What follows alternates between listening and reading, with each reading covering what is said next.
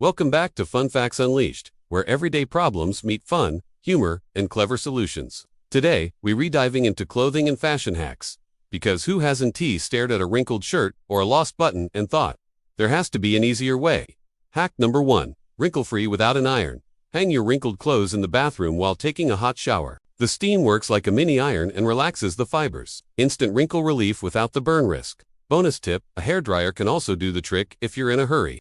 Next, let's tackle missing buttons and broken zippers. Did you know a paperclip can temporarily replace a missing button? Just hook it through the buttonhole and secure it. For zippers, rubbing a little candle wax or graphite pencil along the teeth helps it glide smoothly again. It's like magic for your wardrobe. Here's a fun hack: shoelace tricks. If your laces constantly untie, loop them twice or use a dab of clear nail polish on the knot.